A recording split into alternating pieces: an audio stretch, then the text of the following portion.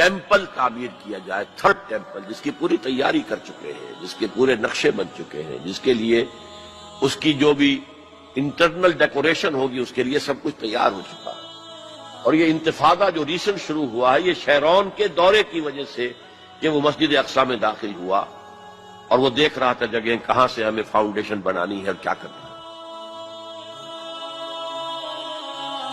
4 باتیں گنوائی میں نے، 5ویں بات ایک اور بھی ہے کہ جب تھرڈ ٹیمپل تعمیر ہو جائے تو تھرون آف ڈیوڈ لا کر وہاں پر رکھ دیا جائے۔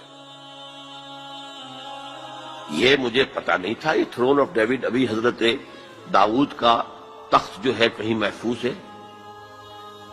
یہ پروٹیسٹنٹس کا ایک رسالہ نکلتا ہے دی ٹرمپٹ فلاڈلفیا سے، امریکہ کے شہر فلاڈلفیا سے، دی فلاڈلفیا ٹرمپٹ، اس میں پتا چلا کہ یہ ایک پتھر تھا جس پر بٹھا کر حضرت داؤد کی تاج پوشی کی گئی تھی، اسی پر حضرت سلیمان کی تاج پوشی ہوئی، اسی پر بعد میں ان کے اور جو بھی تھے حکمران ان کی تاج پوشی ہوتی رہی۔ وہ پتھر ٹائٹس نے جب گرایا ہے یروشلم کے اس سیکنڈ ٹیمپل کو تو وہ اپنے ساتھ لے گیا، وہ روم پہنچ گیا، روم سے آئرلینڈ پہنچ گیا، کیتھولک ملک ہے بہت بڑا، وہاں سے اسکاٹ لینڈ آیا، وہاں سے انگلینڈ میں آ گیا اور اسے رکھ دیا گیا جو ان کی پارلیمنٹ کے ساتھ جو گرجا ہے۔ اور 14ویں صدی عیسوی میں اس کو ایک کرسی میں بلڈ کر دیا گیا سیٹ کی حیثیت سے، اب وہ تھرون ہے۔ اسی کرسی پر بٹھا کر انگریز جو بھی بادشاہ ہوئے اور جو ملکائیں ہوئی ان کی کورونیشن ہوئی ہے، وہ وہاں سے لا کر اب یہاں رکھا جائے گا۔ البتہ اس کے بعد ان کے ایجنڈے مختلف ہو جاتے ہیں۔ یہودی سمجھتے ہیں ہمارا مسیح آئے گا، وہ اس تخت پر بیٹھ کر دنیا پر حکومت کرے گا۔ اس کے لیے بھی سمجھ لیجئے ان کے مسیحا سے مراد کیا ہے۔ ان کے ہاں چلی آ رہی تھی پیشین گوئیاں کہ ایک مسیحا آئے گا جو تمہارے دلدر دور کرے گا، تمہیں عظمت تک پہنچائے گا۔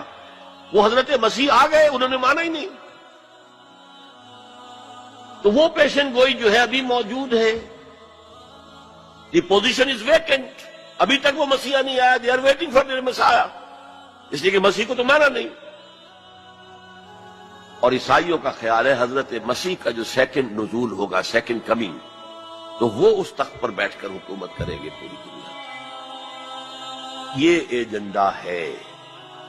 کوئی سبب معلوم ہو سکا ہے آج تک کہ عراق پر کیوں حملہ کیا گیا؟ اور کمال ہے کہ اس قوم نے پھر اسی شخص کو منتخب کر لی۔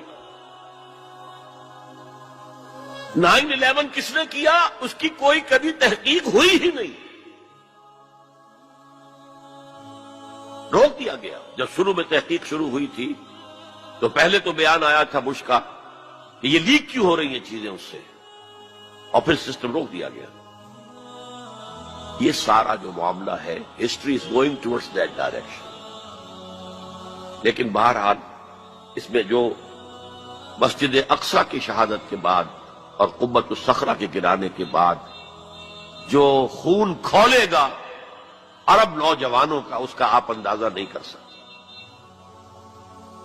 عرب کے اندر جوش تو اب بھی ہے، نوجوانوں میں بہت ہے۔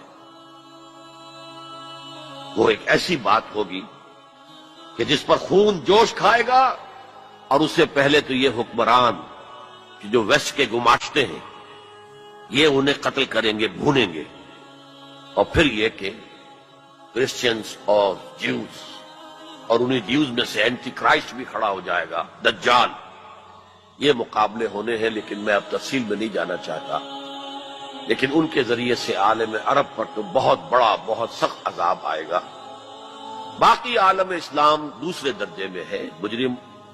ہم سمجھتے ہیں کہ نمبر 2 پر ہم مسلمانان پاکستان ہیں، جنہوں نے اس ہندوستان کی تقسیم اسلام کے نام پر کروائی، اور 57 برس گزر گئے ہیں کہ اس اسلام کا کوئی نام و نشان وہاں نہیں ہے۔ وہی اسلام ہے جو ہر جگہ ہے، یہاں بھی ہے، مسجدوں میں آپ بھی جا رہے ہیں، ہم بھی جا رہے ہیں۔ لیکن وہ اسلامی نظام جو کہا گیا تھا کہ اسلام کے اصول حریت و اخوت و مساوات کا ایک نمونہ دنیا کو دکھانا چاہتے ہیں، وہ کہاں ہے؟ دین کی بات